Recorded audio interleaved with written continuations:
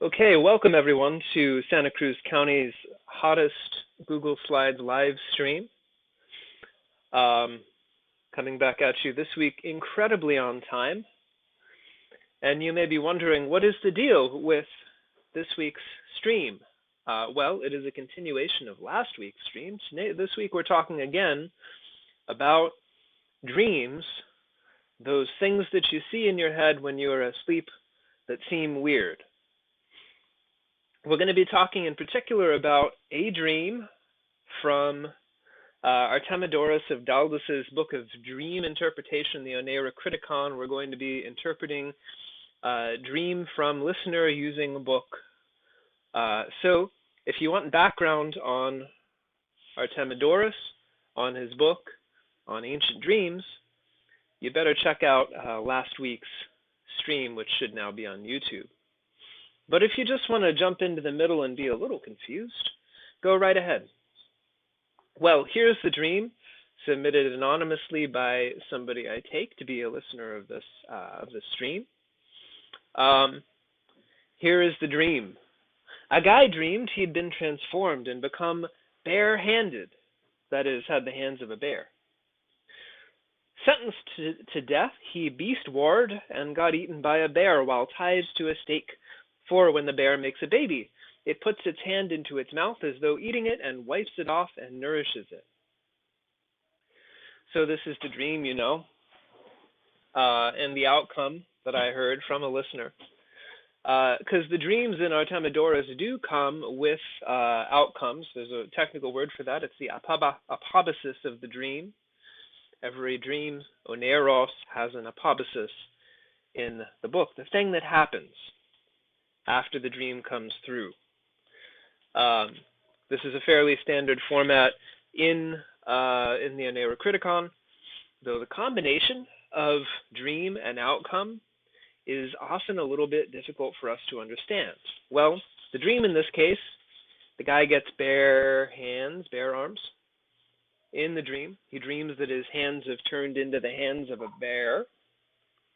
And the apobasis, the outcome, is that he gets eaten by a bear. And not just eaten by any bear, but he gets eaten by a dang bear in public, which can happen sometimes. Less often now than it used to. I want to talk a bit now about why the dream makes sense. Why the conjunction of dream and outcome that Artemidorus puts together here actually makes sense.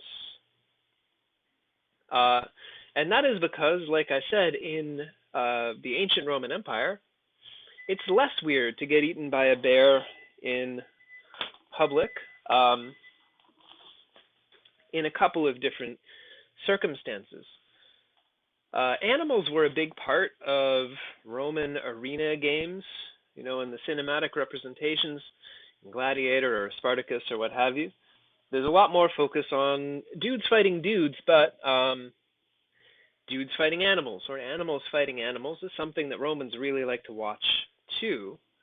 And they put it on their floor mosaics too, just to be reminded of how much fun it is to watch a bunch of dudes with no pants on stab a leopard to death. Now this is called a venatio, and the spice of this particular life is that sometimes the animals win, sometimes the animals eat the dude. So that's one way that you can get eaten by a bear in public in the ancient Roman world. And they have these things not only in Rome, but in all the big cities of the Roman Empire. The mosaics that you're going to see today are from North Africa. A lot of big North African towns are known to have had not only venationes, the animal gladiator contests, but this other thing, which is known as damnatio ad bestias, which is a form of capital punishment which the Romans seem to be really into. Now, as we understand it, this is a situation where a dude who has done a crime that gets the death penalty, which was a wide range of crimes in the ancient world, gets punished by being eaten by an animal in public in the arena so that everyone can watch. Now, these were lunchtime spectacles. They did this at lunch because it wasn't as good as watching animals fight one another or watching people fight people, but still a thing that people like to watch. In this mosaic representation, it's a guy being held by his hair and whipped while a lion eats him.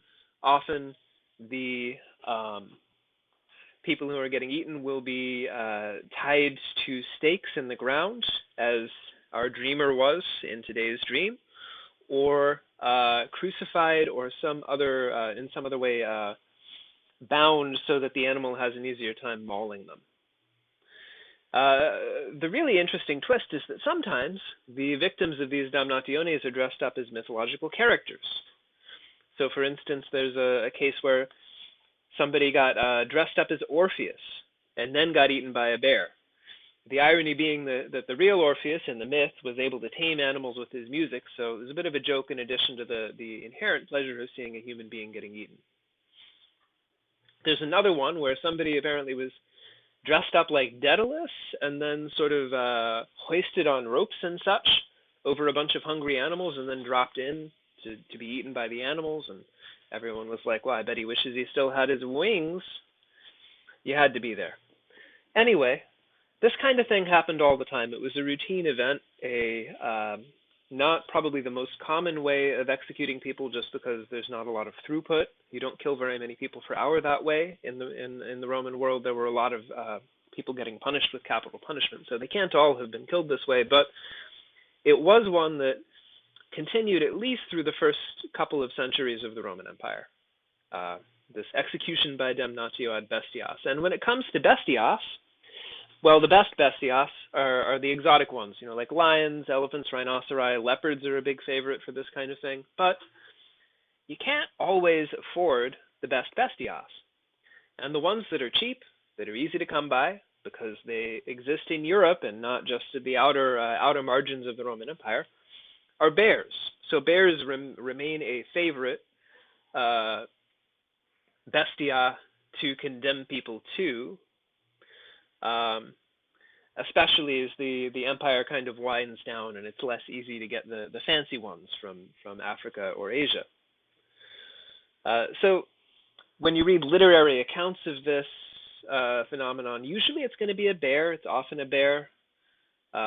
In Apuleius' The Golden Ass, it's a bear. In the Martyrdom of Saint Perpetua, it's a bear. There's also a leopard, but there are a couple of bears, and they do most of the hard work. Well, what happens when you get eaten by a bear, one might ask?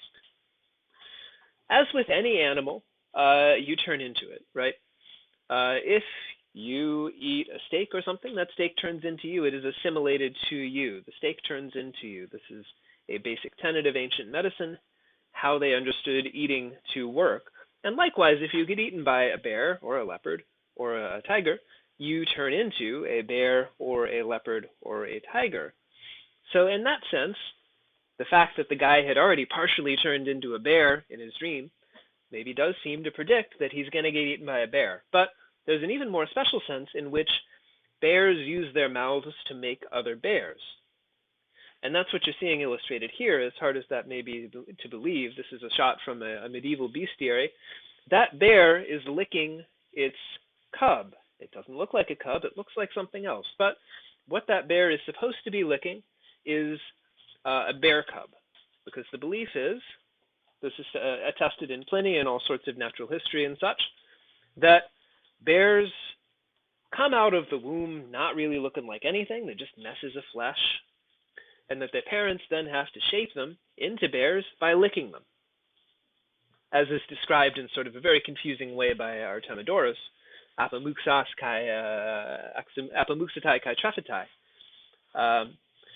That seems sort of puzzling to us, but any reader in the ancient world would have understood what he meant.